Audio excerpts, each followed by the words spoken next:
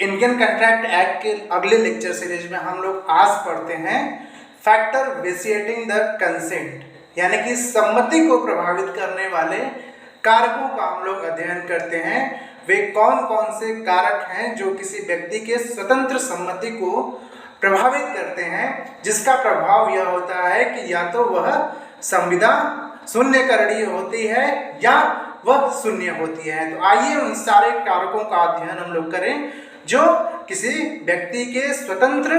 सम्मति को प्रभावित करते हैं, किसी पक्षकार के स्वतंत्र सम्मति को प्रभावित करते हैं। तो आइए स्टडी करते हैं सम्मति को प्रभावित करने वाले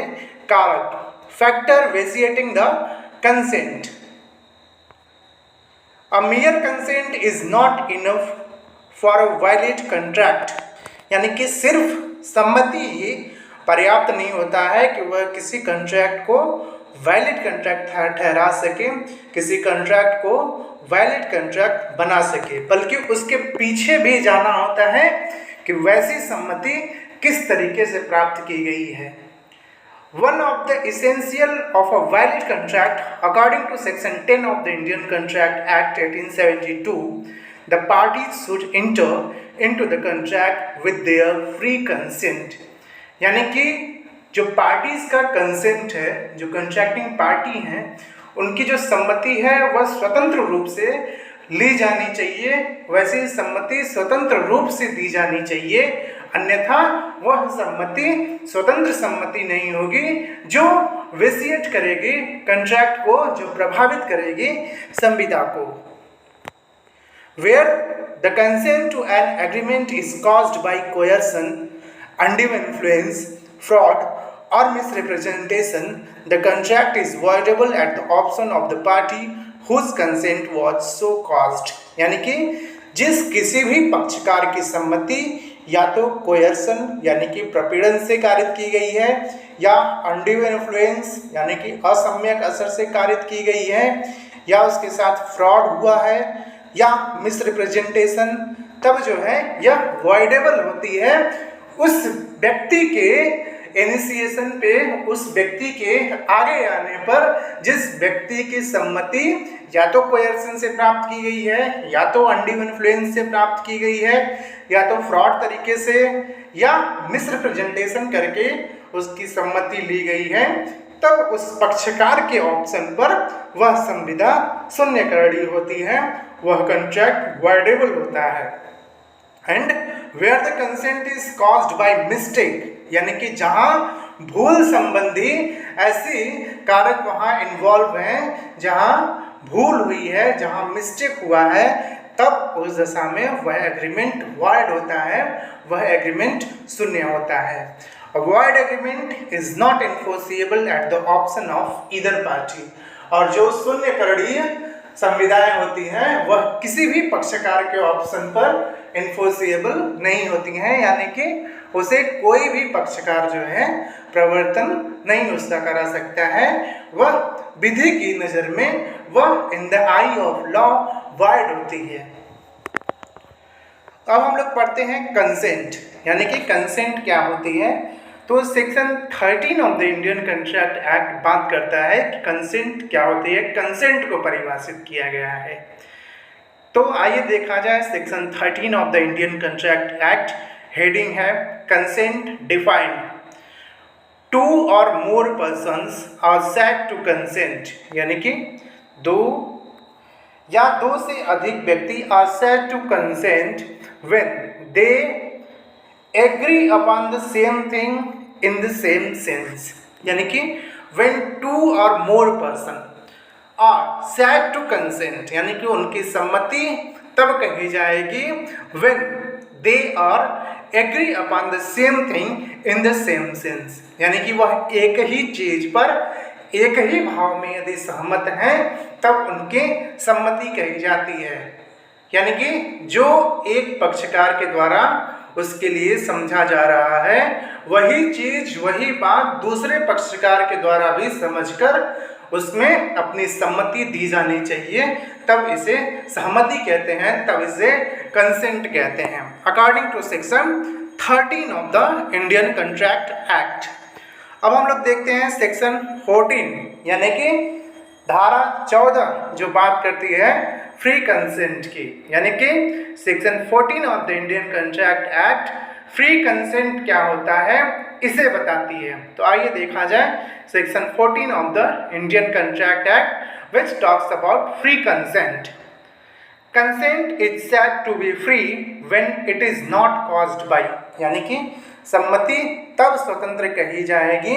जब वह इन चीजों से कॉज्ड न हो, इन चीजों से प्रभावित न हो। पहला है coercion as defined in section 15 of the Indian contract act, यानी कि जो परिभाषा दी गई है कोयर्सन की धारा 15 में वह उस परिभाषा की श्रेणी में न आ रहा हो, यानी कि प्रपीड़न उसके साथ न हुआ हो। दूसरा है undue influence as defined in section 16, यानी कि धारा 16 में परिभाषित वह अनड्यू इन्फ्लुएंस से उसकी सम्मति नहीं कारित होनी चाहिए, नहीं प्रभावित होनी चाहिए। अनड्यू इन्फ्लुएंस को हिंदी में असम्यक असर कहते हैं, जो धारा 16 में बताया गया है। तो दूसरा है undue influence as defined in section 16। तीसरा विसिएटिंग फैक्टर होता है fraud as defined in section 17 of the Indian contract act, यानी कि धारा 17 इंडियन कंट्रैक्ट एक्ट बात करती है कपट की। तो कपट जैसा कि परिभाषित है भारतीय संविधान अधिनियम 1872 की धारा 17 में। अगला फैक्टर होता है जो विसिएट करता है कंट्रैक्ट को, वह है misrepresentation as defined in section 18 of the Indian contract act, यानी कि मिसरिप्रेजेंटेशन को हिंदी में कहते हैं क्या कि उसको जो है गलत तरीके से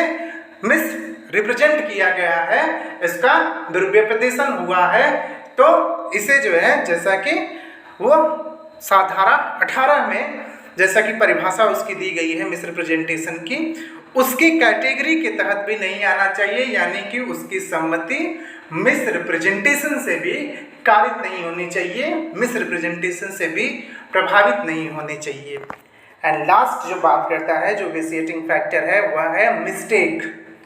subject to the provision of section 20, 21 and 22, यानी कि भारतीय संविधान अधिनियम की धारा 20, धारा 21, धारा 22 जो मिस्टेक अर्थात भूल की जो बात करता है, यानी कि उसकी सम्मति भूल से भी कारित नहीं होनी चाहिए, भूल से भी प्रभावित नहीं होनी चाहिए। Consent is said to be so caused when it would not have been given but for the existence of such coercion, undue influence, fraud, misrepresentation or mistake, यानी कि ऐसा प्रिजम्पशन होता है लॉ का कि वह पक्षकार सहमति अपनी नहीं देता उस कॉन्ट्रैक्ट के लिए यदि उसके साथ कोयर्सन न किया गया होता, उसके साथ प्रपीड़न न किया गया होता, उसके साथ अनड्यू इन्फ्लुएंस न किया गया होता, असम्यक असर न होता, उसके साथ फ्रॉड न किया गया होता, उसके साथ मिसरिप्रेजेंटेशन न किया गया होता, या वह संविदा से संबंधित कोई भूल न करता, तो वह किसी भी हालत में संविदा में सम्मति अपनी नहीं देता, उस एग्रीमेंट के लिए अपनी सम्मति नहीं देता। अब हम लोग पढ़ते हैं कोयर्सन, जो पहला विसिएटिंग फैक्टर है कोयर्सन अर्थात प्रपीड़न। तो आइए देखते हैं कि प्रपीड़न या कोयर्सन क्या होता है। According to section 15 of the Indian contract act, coercion is the committing और थ्रेटनिंग टू कमिट, कमिटिंग और threatening to commit any act forbidden by Indian Penal Code 1860, यानी कि कोयर्सन जो है ऐसा कोई कार्य करने के लिए आप कर रहे हैं या करने का धमकी दे रहे हैं जो कि भारतीय दंड संहिता इंडियन पेनल कोड में फॉरबिड किया गया है, वह प्रोहिबिटेड है। और द अनलॉफुल डिटेनिंग और थ्रेटनिंग टू डिटेन, या फिर कोई अनलॉफुल डिटेनिंग हो रही है या फिर डिटेन करने की धमकी दी जा रही है, थ्रेटन किया जा रहा है, उसे थ्रेट किया जा रहा है रिगार्डिंग एनी प्रॉपर्टी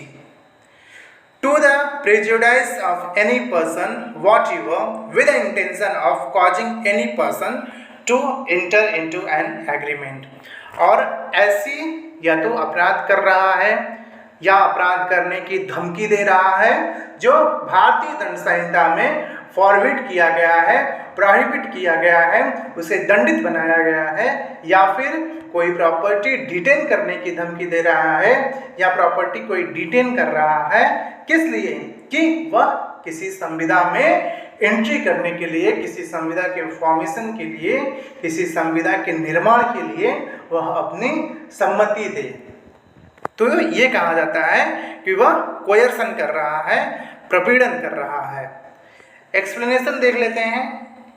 एक्सप्लेनेशन बात करता है it is इमैटेरियल whether the Indian Penal Code is or is not enforced in the place where the coercion is employed। यानी कि यह टोटली इमैटेरियल होगा, यह अतात्विक होगा कि आईपीसी का विस्तार उस जगह था या नहीं था जहाँ की वह कोयर्सन का अपराध किया गया है, कोयर्सन का यूज करके उसने संविदा निर्माण के लिए उसकी सहमति प्राप्त की है। यह कतई मैटर नहीं करेगा कि उस जगह पे आईपीसी इन्फोर्स थी या नहीं थी। यदि आईपीसी के तहत किसी भी तरीके का कोई अपराध कर रहा है, अपराध करने की धमकी दे रहा है, अपराध करके धमकी या करते हुए वह उसकी सम्मति प्राप्त करता है, किसी संविदा में उसका सम्मति लेता है, तो उस दशा में वह कोयर्सन माना जाएगा। कोयर्सन के तहत उसकी सम्मति प्रभावित कही जाएगी और वह उसके ऑप्शन पर उसे शून्य घोषित करवा सकता है। यानी कि यदि कोई संविदा कोयर्सन का यूज करके कोई प्राप्त किया है तब वह शून्य करड़ी होगी, और जिसकी सम्मति ऐसे प्रपीड़न से प्राप्त की गई है वह उसके विकल्प पर शून्य करड़ी होता है। अब हम लोग देखते हैं an agreement to which the consent is caused by coercion is voidable at the option of the party whose consent was so caused. यानी कि वह उस व्यक्ति के विकल्प पर शून्य करड़ीय होता है जिसकी सम्मति ऐसे प्रपीड़न के द्वारा प्राप्त की गई है। According to the section 15 of the Indian contract act, consent is said to be so caused by coercion when it is obtained by the pressure, first committing or threatening to commit any act forbidden by Indian Penal Code। यानी कि ऐसा कोई अपराध जो भारतीय दंड संहिता में घोषित किया गया है, उस अपराध को करते हुए वो उसकी सम्मति प्राप्त करता है, या उस अपराध को करने की धमकी देने के क्रम में, यानी कि धमकी देता है कि तुम यदि ऐसे कॉन्ट्रैक्ट के लिए अपनी सहमति नहीं देते हो तो मैं तुझे जान से मार दूंगा, मैं तुम्हारी मानहानि करूंगा, मैं तुम्हें तुम्हारे आत्महत्या करवाऊंगा, और चाहे हत्या करने का प्रयत्न करवाऊंगा, चाहे कुछ भी चोरी करवा दूंगा, डकैती करवा दूंगा, लूट करवा, जो भी ऐसे अपराध जो भारतीय दंड संहिता में घोषित हैं, या तो उसे कर रहा है या करने की धमकी दे रहा है, और धमकी वश जो है या उस अपराध से पीड़ित होने के नाते वह अपनी सम्मति दे रहा है उस कॉन्ट्रैक्ट के लिए, तब उसको यह कहा जाएगा कि उसकी सम्मति कोयर्सन के द्वारा प्राप्त की गई है, उसकी सम्मति प्रपीड़न का प्रयोग करते हुए प्रपीड़न के द्वारा प्राप्त की गई है। और दूसरा, अनलॉफुल डिटेनिंग और थ्रेटनिंग टू डिटेन प्रॉपर्टी, यानी कि अनलॉफुली जो है किसी प्रॉपर्टी को वह डिटेन कर रहा है, और threatening to detain any property, या तो धमकी दे रहा है कि वह किसी प्रॉपर्टी को डिटेन कर लेगा। तब यदि इन दोनों चीज़ों का वह यूज कर रहा है, यूज करते हुए उसकी सम्मति प्राप्त करता है, उसकी सहमति लेता है, तब यह कहा जाएगा कि उसकी सहमति जो है प्रपीड़न से प्रभावित है, प्रपीड़न से कारित है, उसमें कोयर्सन यूज किया गया है, और वह व्यक्ति जब चाहे वह उस संविदा को शून्य घोषित करवा सकता है, क्योंकि ऐसी संविदा उसके विकल्प पर हर वक्त हर समय शून्य करड़ीय होती है। The party exercising coercion also expose himself to criminal liability. और दूसरी चीज कि यह संविदा तो वह शून्य करवा ही सकता है, यानी कि ऐसी संविदा तो शून्य करड़ीय होती ही होती है, वायडेबल होती है ऐसा कॉन्ट्रैक्ट, लेकिन यदि उसके द्वारा कोई ऐसा क्रिमिनल एक्ट करने की धमकी दी गई है, कोई ऐसा क्रिमिनल एक्ट किया गया है, तब वह आईपीसी के तहत, वह क्रिमिनल लिएबिलिटी के तहत भी आएगा, उसे दंडित भी करवा सकेगा, उसके खिलाफ एफआईआर दर्ज करवा सकता है और उसे उसका विचारण करवा के ऐसे अपराध करने या अपराध की धमकी देने के क्रम में उसे माननीय न्यायालय के समक्ष आपराधिक वाद दाखिल करके, आपराधिक मुकदमा दाखिल करके उसे न्यायालय के द्वारा दंडित करा सकता है। अब हम लोग इलस्ट्रेशन के माध्यम से समझते हैं कोयर्सन को, प्रपीड़न को। A on board an English ship on the high seas causes B to enter into an agreement by an act amounting to criminal intimidation under the Indian Penal Code. A afterwards sues for breach of contract at Calcutta. यानी कि एक व्यक्ति है जो समुद्री यात्रा में है, दूसरे व्यक्ति को यह धमकी देता है कि वह किसी संविदा का निर्माण करे। ठीक, धमकी क्या है? आपराधिक अभित्रास की, क्रिमिनल इंटिमिडेशन दे रहा है। तब जब ऐसी सम्मति दी जा रही है तब स्पष्ट है कि वह आपराधिक अभित्रास की धमकी दे रहा है कि मैं तुम्हें जान से मारूंगा, मैं तुम्हारे रेपुटेशन को हार्म करूंगा, या फिर मैं तुम्हें ऐसा कोई नुकसान पहुंचाऊंगा जो जनरली आदमी नहीं चाहता है। तब यह कहा जाता है कि उसके साथ क्रिमिनल इंटिमिडेशन, यानी कि जो वह करने के लिए लीगली बाउंड है उसको करने से कोई आदमी रोक रहा है या फिर कोई जबरदस्ती उससे ऐसा काम करवा रहे, तो ये क्रिमिनल इंटिमिडेशन यानी कि आपराधिक अभित्रास की श्रेणी में आता है। तो चूंकि हम लोगों ने पढ़ा कि या तो कोई ऐसा अपराध कर रहा है जो भारतीय दंड संहिता के तहत दंडित बनाया गया है, या ऐसा कोई अपराध करने की धमकी देता है, तब यह दोनों चीजें प्रपीड़न की कैटेगरी में आती हैं, प्रपीड़न की श्रेणी में आती हैं, कोयर्सन की कैटेगरी में आएंगे, इसलिए वह उसके विकल्प पर शून्य करणीय होंगे और वह बाद में ब्रीच ऑफ कॉन्ट्रैक्ट के लिए मुकदमा लाता है।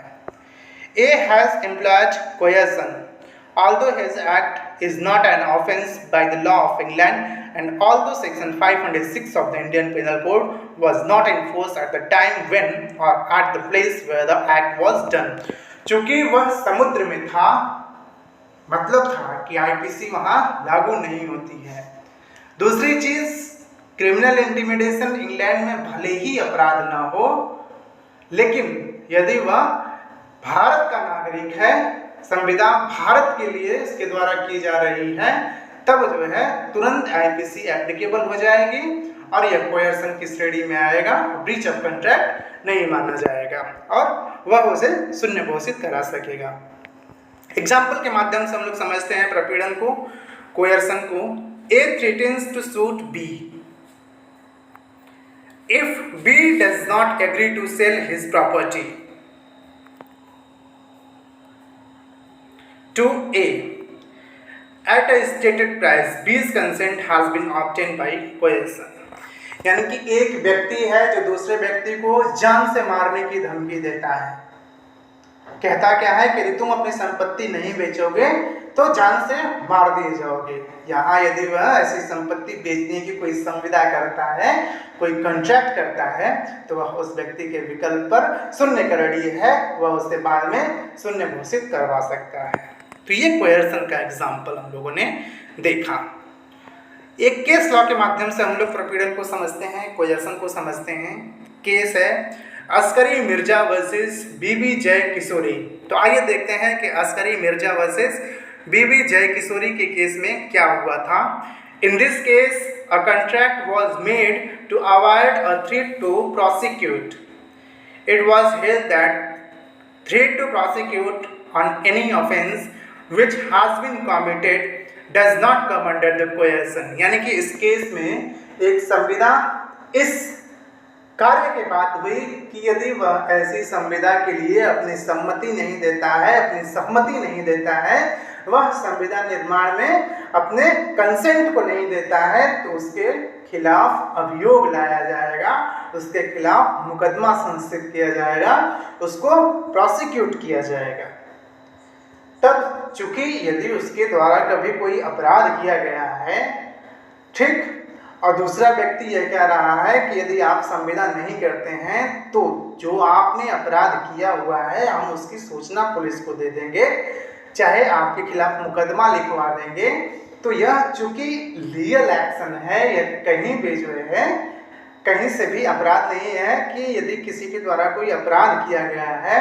और कोई व्यक्ति उसे यह आकर कहे कि यदि आप कुछ कार्य नहीं करते हैं तो मैं जो आपने अपराध किया है उसकी सूचना पुलिस थाने के भार साधक अधिकारी को दे दूंगा, या जो आपने अपराध किया है उसकी सूचना मैं माननीय न्यायालय को दे दूंगा, कोई उसमें मुकदमा दाखिल करवा दूंगा। चूंकि उसने ऐसा अपराध किया है इसलिए यह कोयर्सन की कैटेगरी में नहीं आता है। यानी कि सही मुकदमा दाखिल करने की यदि कोई धमकी दे रहा है, उस धमकी से प्रभावित होकर कोई किसी संविदा का निर्माण कर रहा है, कोई किसी संविदा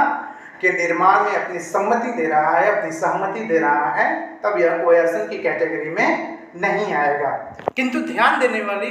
बात यह है कि यदि किसी व्यक्ति के द्वारा to threaten a criminal prosecution is not per se an act forbidden by IPC, such an act could be so forbidden if it amounted to threat to file a false charge। ध्यान देने वाली बात यह है कि यदि उस व्यक्ति के द्वारा झूठे मुकदमे में फंसाने की धमकी दी जा रही है, यानी कि उसके द्वारा कोई अपराध नहीं किया गया है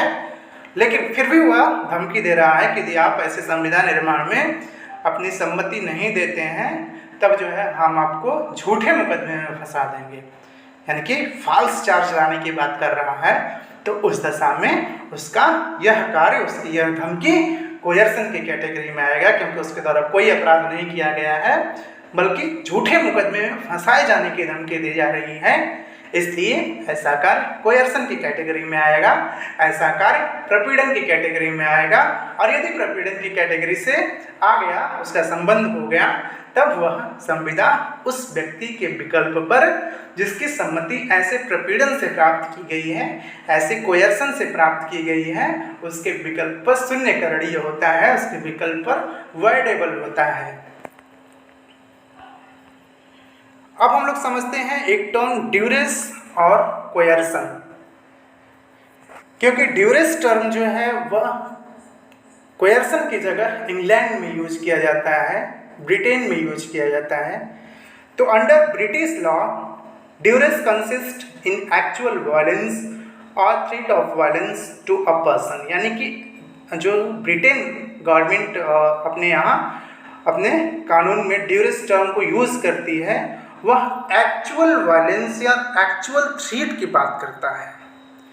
जबकि it only includes fearful loss to life or bodily harm and does not include goods harm, यानी कि यह सिर्फ लाइफ यानी कि जीवन को खतरा है, किसी व्यक्ति के शरीर को खतरा है, ड्यूरेस तभी अप्लाई होता है किसी संपत्ति के खतरे पर, किसी संपत्ति के डिटेन किए जाने की धमकी पर, किसी संपत्ति के डिटेन किए जाने पर ड्यूरेस अप्लाई नहीं होता है। लेकिन जैसा कि हम लोगों के यहाँ यूज है unlike section 15 of the Indian contract act, चूँकि हम लोगों के यहाँ जो टर्म कोयर्सन यूज है वह संपत्ति के खिलाफ भी लागू होता है और मानव जीवन और मानव शरीर के विरुद्ध भी यदि कोई अपराध करने की धमकी दे रहा है, कोई अपराध कर रहा है, तब वह कोयर्सन उस पर भी अप्लाई हो जाता है। Further in England duress should proceed from a party to the contract and also should be directed against the party to the contract himself or his wife or child or near relative, यानी कि जो duress England में use किया गया है वह सिर्फ संविदा के पक्षकारों के मध्य ही लागू होता है, यानी कि ड्यूरेस जो है, जो संविदा के पक्षकार हैं, सिर्फ उन्हीं के साथ, यानी कि ड्यूरेस अब नॉर्मल भाषा में हम लोग समझते हैं कि एक्चुअल वायलेंस और एक्चुअल थ्रेट सिर्फ और सिर्फ यदि संविदा के पक्षकारों के मध्य यूज किया जा रहा है उनके लिए यूज किया जा रहा है, या संविदा के पक्षकार की पत्नी के खिलाफ यूज किया जा रहा है, संविदा के पक्षकार के बच्चों के खिलाफ यूज किया जा रहा है, या उसके किसी निकट संबंधी के खिलाफ यूज किया जा रहा है, निकट रिलेटिव के खिलाफ यूज किया जा रहा है, तभी अप्लाई होता है duress. In India coercion may proceed from a person who is not party to the contract, and it may also be directed against a person who again may be stranger to the contract. यानी कि अच्छा, जो अपने यहाँ section 15 में coercion को use किया गया है, वह जरूरी नहीं है कि सिर्फ संविदा के पक्षकारों के साथ ही कोयर्सन या प्रपीड़न का यूज किया जाए, यह किसी थर्ड पर्सन के साथ भी हुआ होना पर्याप्त होगा यदि संविदा का पक्षकार उससे कहीं भी अपने आप को हितबद्ध, उससे संबंधित मानता है और उसके साथ जो कोयर्सन यूज किया जा रहा है उसका डायरेक्ट प्रभाव, उसका प्रत्यक्ष प्रभाव जो है उस संविदा के पक्षकार पर पड़ रहा है, उसकी सहमति पर पड़ रहा है, उसकी सम्मति पर पड़ रहा है, तब यह पर्याप्त होगा कि यदि थर्ड पर्सन भी उससे प्रभावित है और उस थर्ड पर्सन के प्रभावित होने से संविदा के पक्षकारों का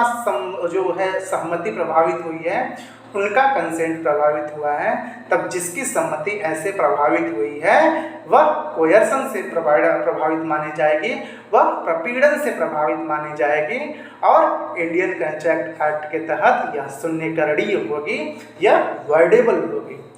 Thus, if A unlawfully detain B, C is friend and thereby obtains C consent to the contract, it will amount to contract। यानी कि एक पक्षकार जो संविदा का है वह A है, वह C के दोस्त को पकड़ लेता है जिसका नाम B है, और जब C के दोस्त को पकड़ लेता है, डिटेन कर लेता है, उसे रॉन्गफुली कन्फाइनमेंट सपोज दैट उसका कर लिया, उसे कहीं परिरुद्ध कर लिया है और परिरुद्ध करने के बाद उसके दोस्त की सम्मति किसी संविदा के लिए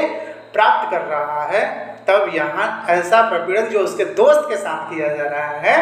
वह पर्याप्त होगा